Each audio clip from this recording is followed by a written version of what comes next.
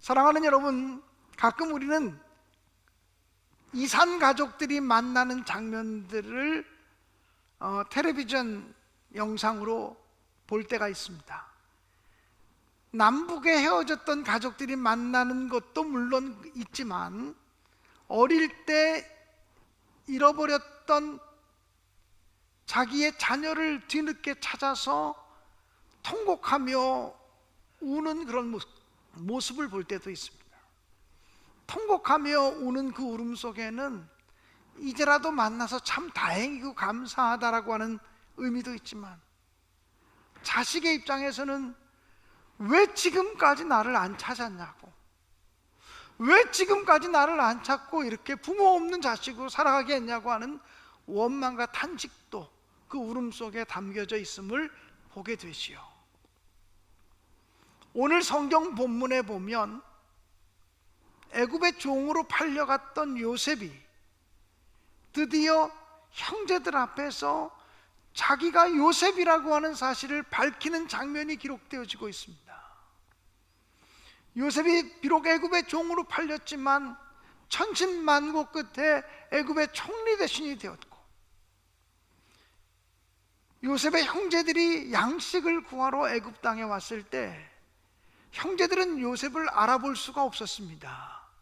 왜냐하면 그 높으신 총리가 자기의 동생일 거라고는 상상조차 할 수 없었고, 또 성경을 보니까 통역을 써서 이야기했기 때문에 그 애굽의 총리 대신이 자기들이 애굽에 팔아넘긴 동생이라고 상상할 수 없었죠. 그러나 요셉은 형제들이 들어올 때 바로 자기의 형제들인 것을 알 수가 있었습니다. 그렇지만 자기의 신분을 노출하지 않았습니다. 어느 정도 시간이 지난 다음에 비로소 자기의 신분을 노출하며 통곡하며 울게 되는데, 이 요셉의 통곡과 울음 속에는 여러 가지 의미들이 담겨져 있을 거라는 생각을 갖습니다.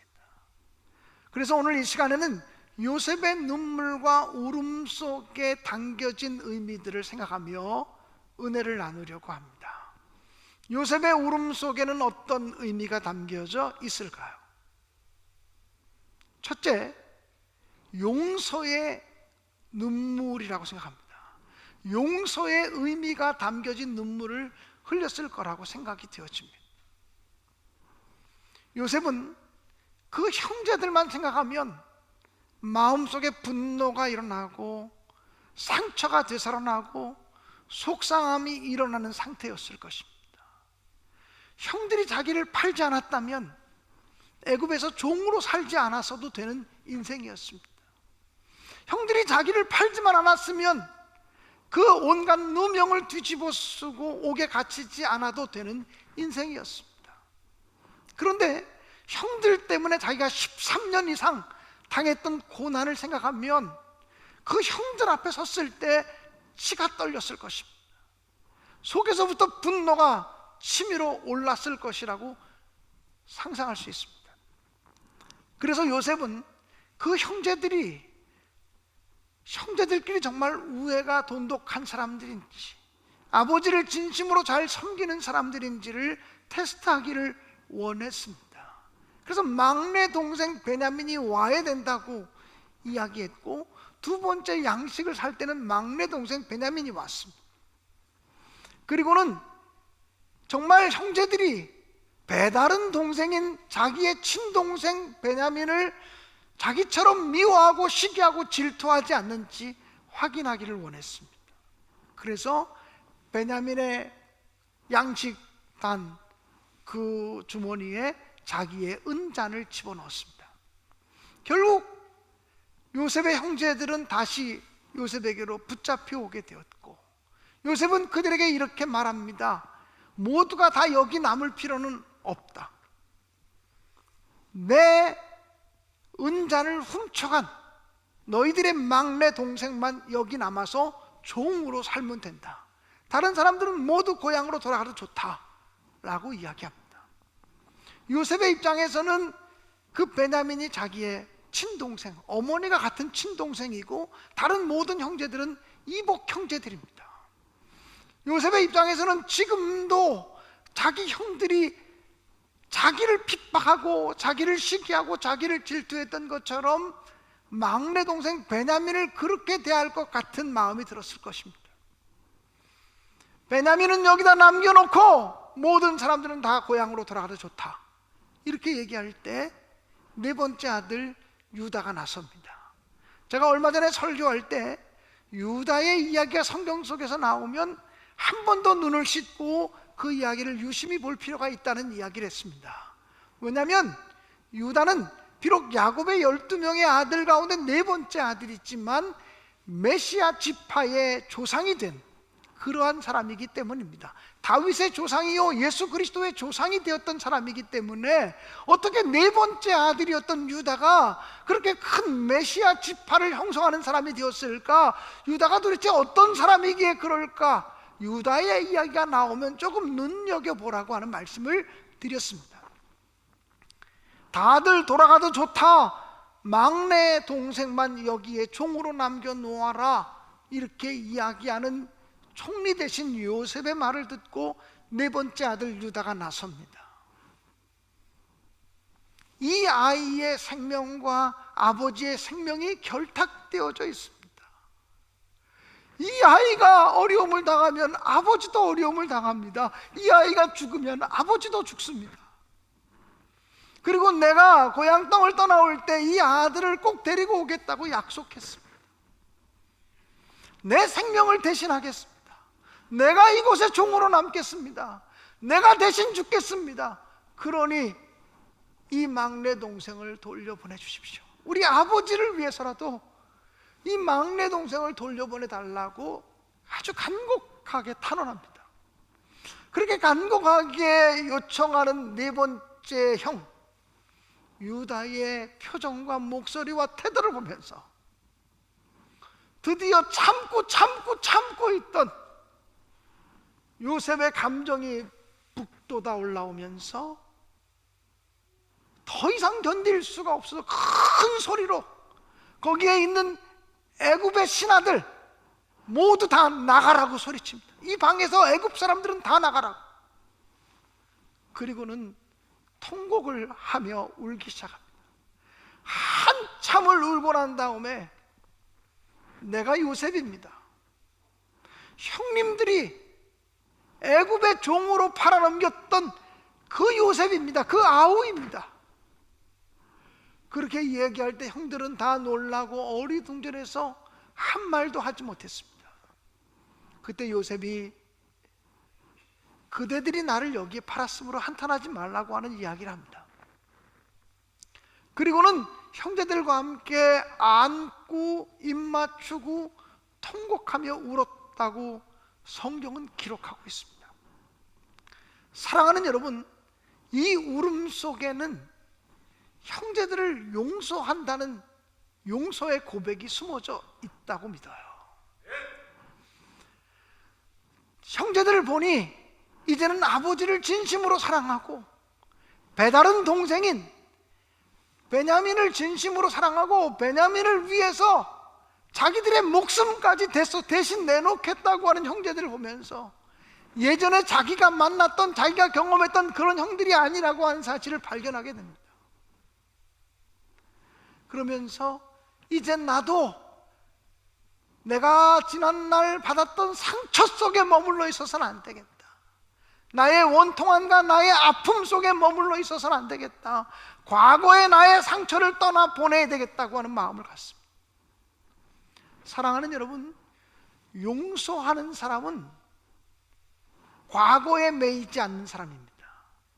그러나 용서하지 않는 사람은 언제나 과거에 매여 살아가는 사람입니다.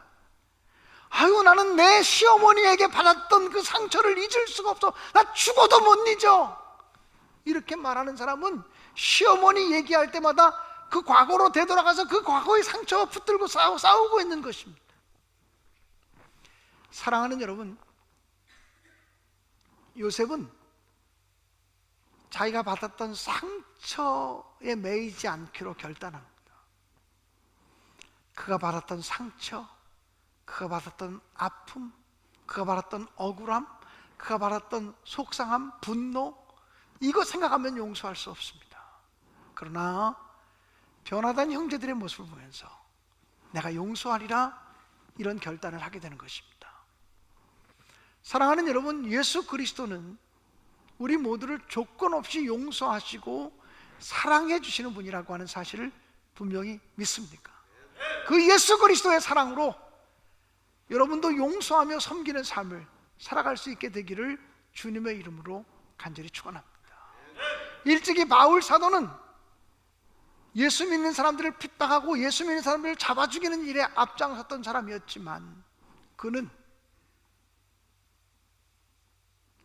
예수 그리스도의 구속의 은혜를 경험하고 난 다음에 로마서 8장 1절과 2절에 고백합니다.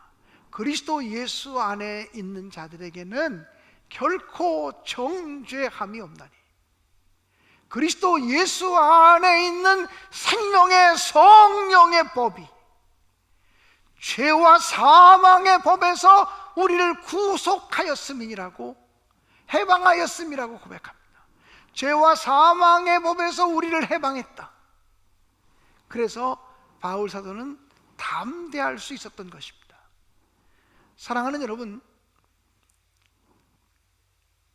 코로나19 때문에 움츠리고 살다 보니까 벌써 10월 달이고 10월도 중순이 지났고 이제 한 해를 마무리할 때가 얼마 남지 않았다는 생각을 갖습니다. 우리 교회는 회계연도를 11월까지로 했기 때문에 12월부터는 새로운 회계가 시작되기 때문에 우리 교회 입장에서는 이제 한 달 보름도 안 남았습니다. 정산하고 결산할 때가 한 달 보름도 채 남지 않은 상태라고 하는 것이죠. 어떻게 살아가시렵니까? 여전히 상처를 붙들고 살아가시겠습니까? 용서하며 살아가시기를 주님의 이름으로 간절히 축원합니다. 화란의 코리텐붐이라고 하는 분이 계십니다. 그분은 세계대 2차 대전 때 히틀러의 그 통치하에서 강제 수용소에 들어가서 온갖 수모와 고난을 다 겪은 사람이었습니다. 그런데 그 온갖 고난과 수모를 다 겪으면서도 믿음으로 인내했던 사람이 코리텐붐 여사입니다. 그는 극적으로 그 강제 수용소에서 살아나와서 그는 독일 전역을 다니면서 용서의 메시지, 용서의 복음을 증거하며 간증하며 살았던 사람이었습니다. 그가 독일 전역에 가서 그리스도 예수의 사랑으로 당신들을 용서한다고 그렇게 선포하는 말씀을 증거할 때마다 독일 사람들이 감동을 받아서 간증이 끝나고 나면 코리텐분 여사 앞에 쭉 줄을 서서 정말 잘못했다고, 정말 우리를 용서해달라고 그러면서 눈물로 악수하고 헤어지곤 했다고 합니다. 한 번은 어떤 모임에 가서 그날도 하나님의 사랑으로, 하나님의 자비로 당신들을 용서한다고, 하나님의 복음은, 그리스도의 복음은 용서의 복음이라고 선포를 했습니다.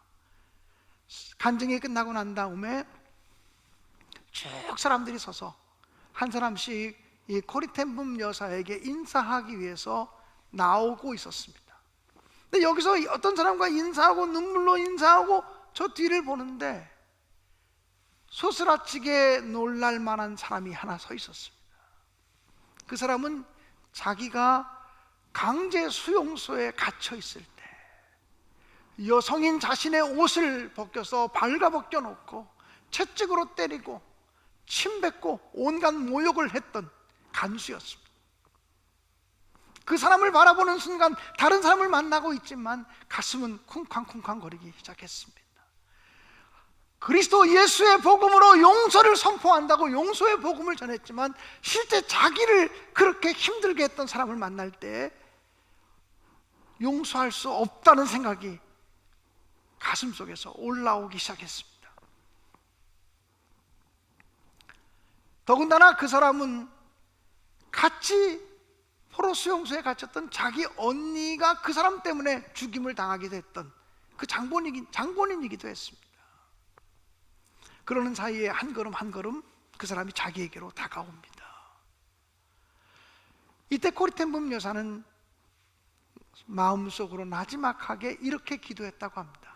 하나님, 저의 힘으로는 용서할 수 없어요.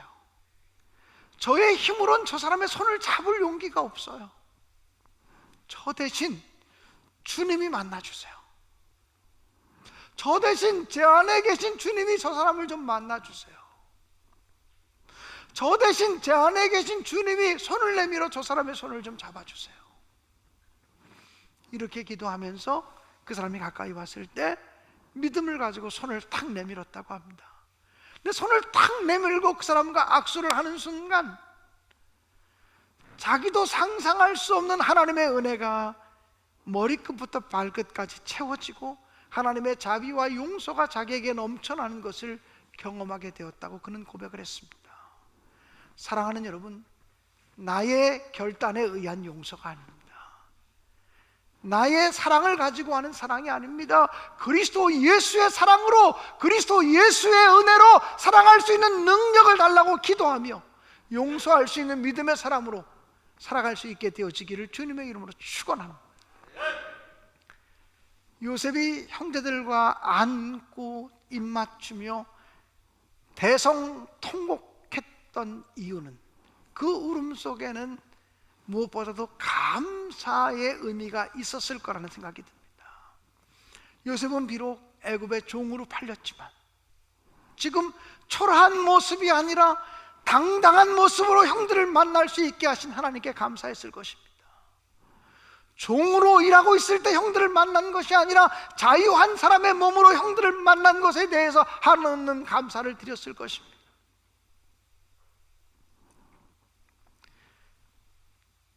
자기가 그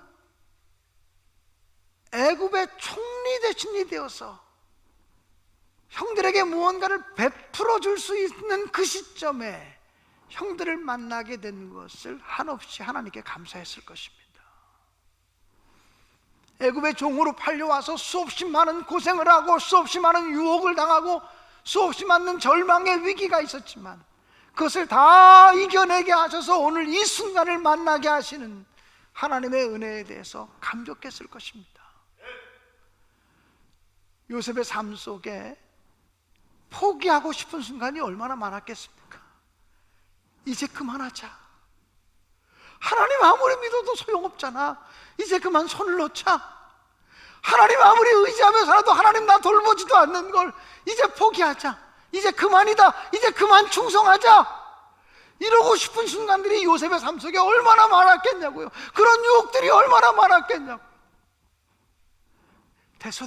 이제 됐어. 이 정도 하면 됐어. 내가 어떻게 더 충성할 수 있겠어? 내가 더 어떻게 버틸 수 있겠어? 난 버틸 힘도 없어. 에라 모르겠다. 될 대로 되라.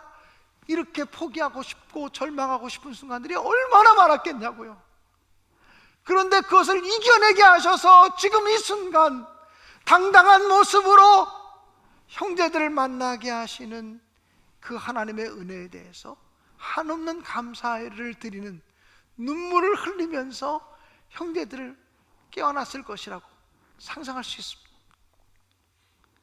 사랑하는 여러분, 감사의 눈물은 고난의 시간을 이겨낸 자들에게 와지는 축복이라고 분명히 믿습니다.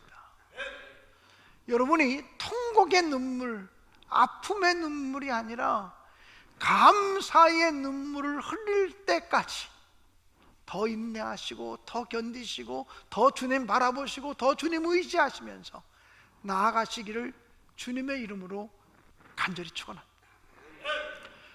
요셉의 형제들을 껴안으면서 통곡했던 그 울음 속에는 자신의 사명을 자각하는, 자신의 사명을 깨닫는 의미가 포함되어져 있었을 거라고 생각합니다. 그는 형제들 앞에서 이렇게 말합니다. 그대들이 나를 애굽에 팔았음으로 인하여 근심하지 마소서. 그대들이 나를 애굽에 판 것은 하나님의 뜻이 있어서 그랬습니다. 하나님이 나를 그대들보다 앞서서 보내셔서 이 흉년의 때를 예비하시고 당신들을 구원하시고 당신들의 후손들까지 잘 살게 하시려고 저를 먼저 보내신 것입니다.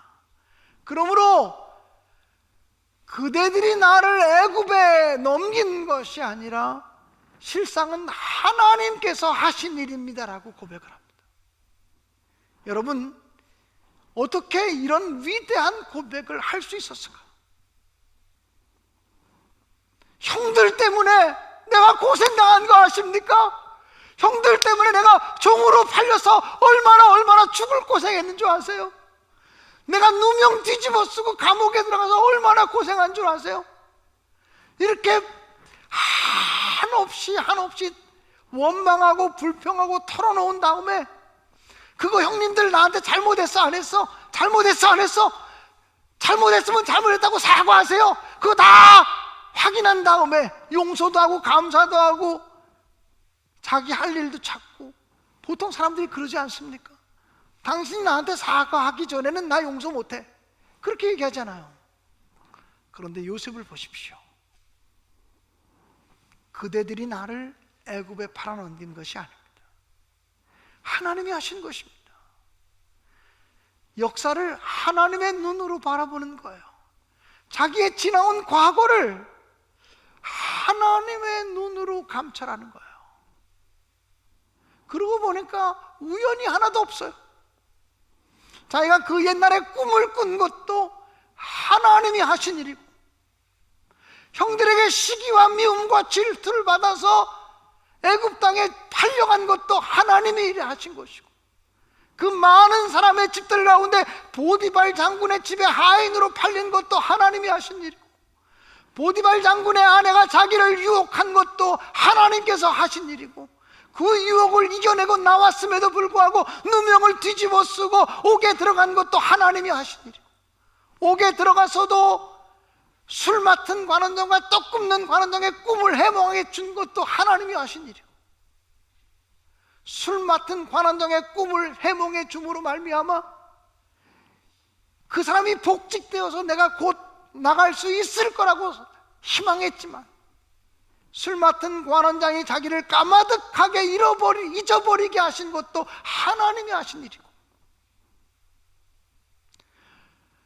바로왕이 꿈을 꾸어서 그 시점에 바로왕 앞으로 다시 불려나간 것도 하나님이 하신 일이고, 다시 형제들을 만나게 하신 것도 하나님이 하신 일이라고 하는 사실을 그는 발견하고 해석하기 시작합니다. 사랑하는 여러분, 여러분의 삶 속에 우연은 없습니다. 여러분이요, 당한 고난을 한번 생각해 보세요. 내가요, 시어머니 때문에 고생을 많이 했어요. 남편 잘못 만나고 아내 잘못 만나서 고생했어요. 내 자식들 때문에 얼마나 고생한 줄 아세요? 내 이웃들 때문에 내가 얼마나 고생한 줄 아세요? 내가 친구 잘못 만나서 사기 맞은 거 아십니까? 사람 때문에 그런 게 아니에요. 하나님이 여러분을 이끌어 가시는 거예요. 하나님이 여러분의 삶 속에 관심을 가지고 있기 때문에 여러분을 더 성숙한 믿음, 온전한 믿음의 사람, 하나님의 형상을 닮은 사람으로 만들어 가시기 위해서 이끌어 가셨다는 말이죠. 요셉은 하나님이 자신의 삶을 섭리하고 있다고 하는 믿음을 갖고 있습니다. 여러분, 섭리라고 하는 단어를 쓸 때 간섭할 섭자에 다스릴 리자입니다. 하나님이 자기의 삶을 간섭하셔서 다스리셨다고 하는 사실을 비로소 고백하고 깨닫게 되는 거죠. 사랑하는 여러분, 이런 믿음이 있을 때만 그 사람이 사명의 사람으로 쓰임받을 수 있습니다. 그래, 내가 인심 썼다, 내가 너 용서할게. 인심 썼다, 내가 너희 자식들 내가 살려줄게. 인심 썼다, 내가 너희 자식들에게 사랑을 베풀게. 이게 아니에요. 하나님이 나를 먼저 보내셔서 이 고난을 견뎌내게 하시면서 하나님의 사람으로 세우셨다고 하는 고백이에요. 하나님이 하신 일이라면 나의 사명이 무엇일까? 생명을 죽이는 일이 아니라 생명을 살리는 일을 위해 나를 보내셨구나. 미워하고 시기하고 질투하고 원수 갚는 일을 위해서 나를 보내시는 것이 아니라 사랑하고 섬기는 일을 위해서 나를 보내셨구나라고 하는 사실을 깨닫는 것이죠. 그래서 자기의 사명은 형제들의 살 길을 열어주고 그 후손들의 살 길을 열어주는 것이 자기의 사명이요 하나님의 뜻이라고 하는 사실을 발견합니다. 뿐만 아니라 이스라엘 백성들을 살려내고 이스라엘 민족을 구원하기 위해서 하나님이 자기를 먼저 보내셨다고 고백하는 거죠. 사랑하는 여러분, 하나님의 뜻 안에서 내 인생을 바라보고 하나님의 뜻 안에서 우리의 삶의 상황을 바라보는 사람만이 정말 비로소 사랑과 섬김과 용서와 나눔의 삶을 진실하게 살아갈 수 있을 줄로 믿습니다. 여러분, 우리가 부르는 찬송가에는 그 스페포드라고 하는 사람이 지은 찬송시가 있습니다. 이 스페포드라고 하는 사람은 1800년대 중반에 미국의 법률가였고 그리고 그는 큰 사업가였습니다. 그는 일남 4녀를 둔 다복한 가정의 가장이기도 했습니다. 그런데 자기의 어린 아들, 하나뿐이 없는 아들이 4살 때 폐렴으로 죽습니다. 그리고 자기 아들이 죽은 것 때문에 자기 아내가 우울증에 걸리게 됩니다. 뿐만 아니라 시카고에 투자를 하기 위해서 많은 땅을 사두었는데 또 건물을 사두었는데 시카고 화재, 대화재 사건이 남으로 말미암아 재산도 다 잃어버리게 되었습니다.